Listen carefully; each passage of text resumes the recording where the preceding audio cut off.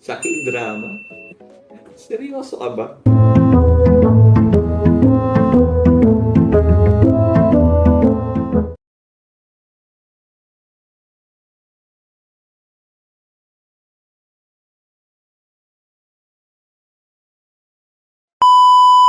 Ayan po. So, para sa topic natin ngayon, ano ba yung tatlong common scene na makikita natin mostly ni Tito Alray sa K-drama? Sa K-drama? Seryoso ka ba? Ang bading yun. Ang bading mo naman. Di ba makakilig-kilig yun? Kadiri ito. Yes, tama po kayo sa K-drama. Kagaya po ng ibang tito dyan, lantad or paguman, hilig ko rin po talagang manood ng K-drama. Ever since bago pa man mag-boom yung K-drama sa Pilipinas. Di naman porket nanonood nun siguro ay bading or ang babae lang. Hindi ba pwedeng kaming mga tito rin ay pwede rin kiligin at talaga namang nagagandahan sa mga istorya. Dahil madali kami makarelate. Gago! Bonus pa nga din yung mga nagagandang mga maladiyosang na pinapangarap mong maging jowa sa kwento. Sana all. Na malay mo, posibleng mangyari sa tunay na buhay. Well, medyo tunog dilulo na at the same time, sobrang self-pity. Pero pwede naman kasi talaga yun. I mean, pwedeng maging mataas talaga yung standard ko pagdating sa girl. At sa tingin ko, wala naman masama itaas yung standard mo unless within the range pa rin naman sa kaya mong i-achieve sa sarili mo. At naniniwala pa rin ako sa kagandahan. Sa kagandahang loob. Joke lang po. Yung sa bagay, oo nga pwede ko rin siyang gawan ng another topic. Pero yun nga, dito muna talaga tayo mag-focus. Since gustong gusto ko talaga yung K-drama. Ito na nga.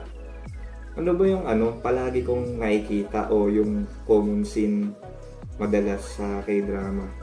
In particular sa mga rom-com na palabas. At alam kong talaga namang ma-enjoy ka or kikiligin. So, ito na nga. Narito yung mga ilang eksenang palagi ko talagang nakikita, napapansin. With no particular order. Pasok, video. Siyempre, una na nga dyan yung walang kamatayang raining or umbrella jacket scene. Okay. Tapos, ito yung scene kung saan biglang didilim yung paligid. Tapos, unti-unting papatak yung ulan. Problema si ate girl kung pas maghahanap ng masisilungan. Pero biglang susulpot si Opa na parang knight in shining armor. Tapos biglang mag-offer sa'yo ng payong or jacket at mag-share kayo sa loob. Ang hindi lang talaga paniwala sa scene na to. Dito mo makikita na unfair talaga yung buhay. Bakit ka mo? Kasi kahit pumapatak yung grabe yung ulan, nandoon pa rin yung sweetness at titigan ng dalawa. Na kahit tuloy-tuloy na yung ulan, napaka-perfecto pa rin ng mga pagbumuka nila. Hindi sila mukhang dugyot, unlike sa mga ordinaryo, halimbawa sa mga nagko-commute sa bus. Kapag nabasa talaga sa ulan, literal nabasang sisiw. Tapos, namumutla pa yung uso sa lamig ng ulan.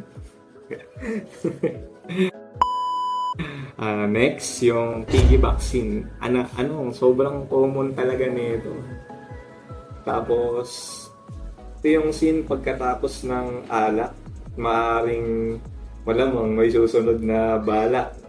Pero madalas nauuwi talaga to sa comedy kasi either masusukaan yung bida or makakatulog na lang silang bigla bago pumunta ng bahay or talagang literal na kwarto. Pwede rin naman scene either napapagod or mataas yung heels ng girls, papalitan ng shoes, yan.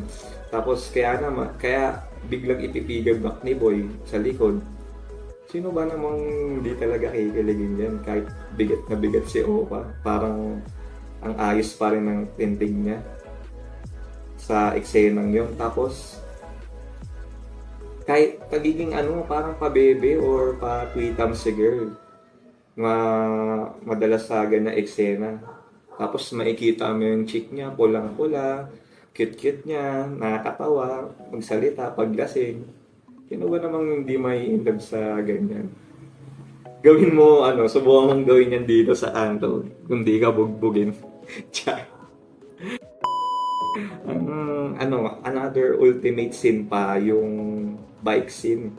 Naku, kuumon yan. Yung bike mo, yung bike, tapos merong basket sa harap. Tapos yung angkas si girl sa side, malapit sa gulong habang nakakapit sa bewang ni Opa. Tapos yung madalas ang background niyan, yung mga halaman, bulaklak at sa paligid. Either nasa park kayo or asul na dagat together with birds na may lumilipad. Siyempre kapag nakakapit sa bewang, mapapasandal sa likod si girl. Tapos madalas mahihiga pa sa likod ni Opa habang nagbabike.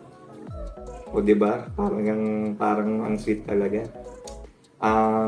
Yun lang. Tapos, before tayo pumunta sa last, ito yung parang tingin ko honorary scene. Yung honorary na hindi babanggitin ko na lang no, kasi sobrang haba na ng video. Ito yung yung sasandal ka sa pader. Tapos, andito yung girl. Tapos, magtititigan kayong dalawa. Tapos, next yung back hug. Madalas to yung sa mga kusina eh. Naku, no-kan din talaga ng common scene yan. And last but not the least, yung ramen scene. Ito yung AKA food trip, nung bigla kayong magpo-food trip.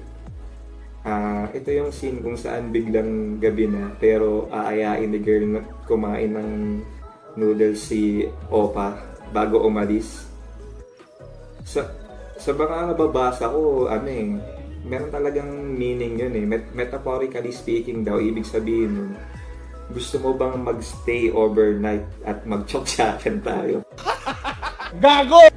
Nakakatawa lang kasi minsan kadalasan ng mga bida sa una, particular sa rom-com inosente yung mga mukha nila, pero biglang maghahalikan, yung imbis na yung noodles, yung higupin, yung labi eh. At magkakainan, kakain sila sabay. So, kung sa tingin nyo kulang pa, ano pa yung mga typical common scene sa mga K-drama? If may mga suggestions kayo, pa-comment na lang sa baba at don't forget to like and share this video. Maraming salamat!